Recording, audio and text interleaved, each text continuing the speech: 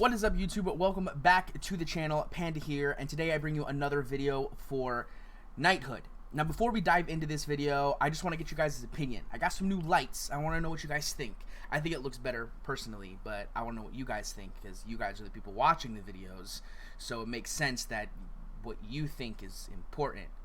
So, yeah. But anyways, into today's video, we have a huge announcement that came to the game, and it's a little scary for me. I don't know how I feel about it. We've been kind of moving into a section of the game that I was very scared was going to happen, and I'm not sure how I feel about it. So I'm going to just give you guys the details, and I want to see what you guys think. So if you haven't already noticed this, in the news chat over here on the left, there is a new post that went up today called Troll Hunter's Bounty. And in here it says, "Greetings, brave knights. The upcoming Troll Hunt event has many fantastic rewards for everyone who takes part, including the limited edition rewards such as the Archon Hammer and exclusive customizations." So that's actually kind of exciting. It kind of is sort of leading to the thing that is pretty much what the last event was, which is just a line of rewards you get after completing certain milestones, which we kind of already expect when we saw this previous announcement about the portal being opened, which we're obviously talking about in this video as well. But it's kind of the same system, it would seem. Just this time we're going to be getting a weapon, which is a little bit different, but not really. It's just a different type of customization. Instead of getting an armor set, we're probably just going to be getting a weapon instead, is kind of my thought process here.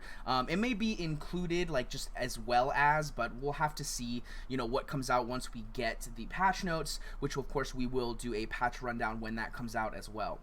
But then it goes on to say that the Troll Hunt also sees the Maverick Rogue Eileen entering the fray. Now, this is something that I saw in a couple videos before. I personally didn't want to go into it because it was sort of speculation. I'm a little sad I didn't now, because it does seem like Eileen, the Maverick Rogue, is coming.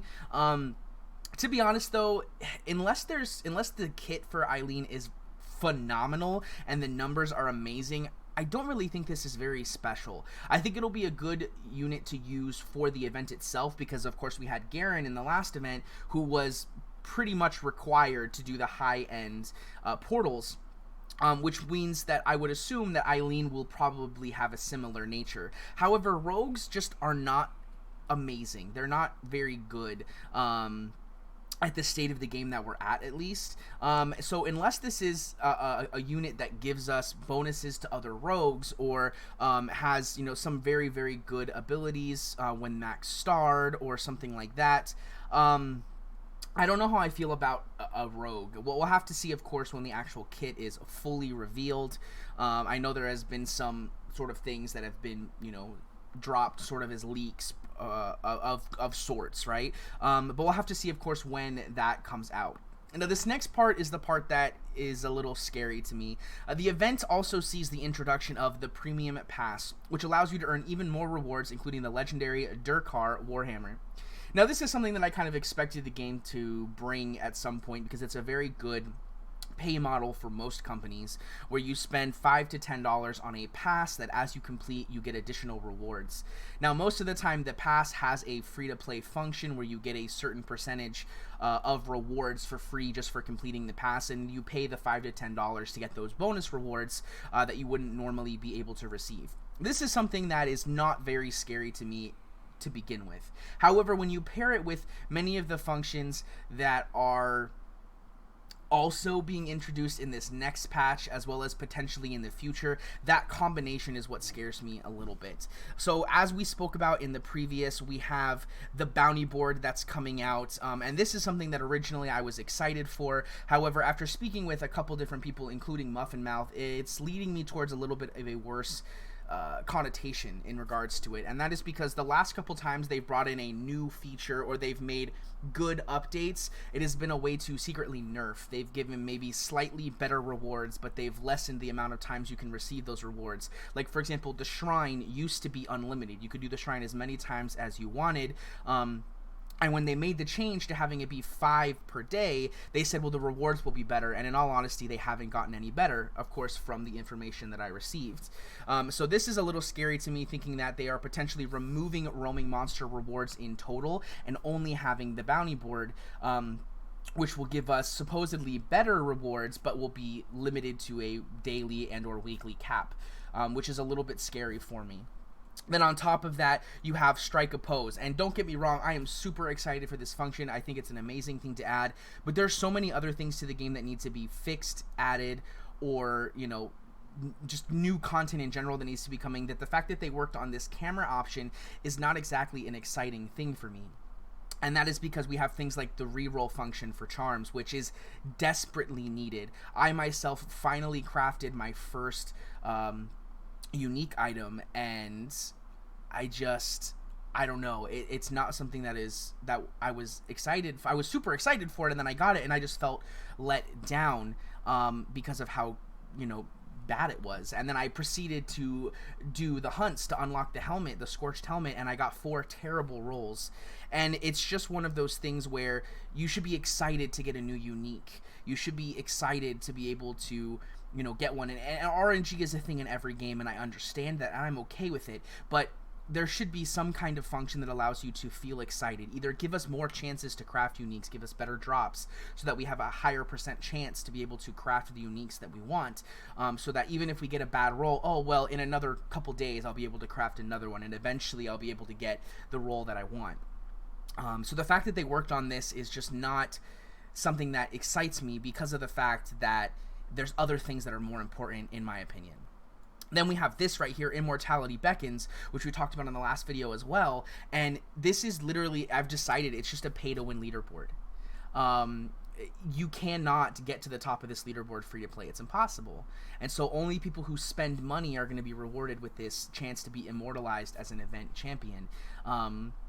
You know, and that scares me, because it's going to basically become, you know, hey, how much money are you willing to pay me to be part of my game? And, you know, don't get me wrong, I have nothing against pay-to-win players, and you guys help fund the game. I'm 100% for it. And if just one of these things was coming to the game, I wouldn't be scared or worried. But the fact that all of these things are coming, there's just tends to be leading me towards a very scary thing, and that is that the game is just becoming hey, you know, we want to get as much money out of you as possible.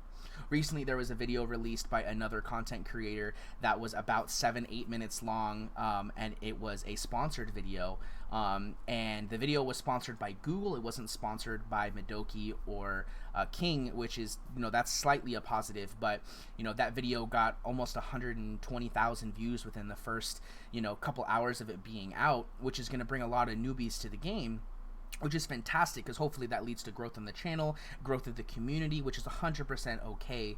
However, it leads me to believe, though, that all of these functions that they're doing is partially led to the, oh, let's get as much money out of these new players that we can. So hopefully that's not the case. Hopefully we get some better rewards that are coming out here, some better events, things like that. I'm a little hopeful that maybe this Troll Hunter's Bounty will be a shorter event. That could lead to potential positives for me. If this event only goes over maybe 1 or 2 weeks instead of a month or 2 months, there is a definite positive there for me, because I like the concept of being able to have a 1 week or a 2 week event where you can farm a dungeon and get shards for a hero. I'm okay with that. I think that's a great option. I'm okay with having a monthly battle pass. Most games do it nowadays. Like I said, you spend $5 to $10 and you get a lot of really good rewards. Tends to be a very good bonus, and totally worth the money if you spend a little bit of money in these games. But for people who play free-to-play, which is most of my community, you tend to not be able to spend $5 to $10 a month, or $5 to $10 every couple weeks, however long the battle pass lasts. So we'll have to see of the specifics, and of course when we get those specifics, we'll make another video and we'll talk a little more about it. But let me know in the comment section down below if you guys are excited about this.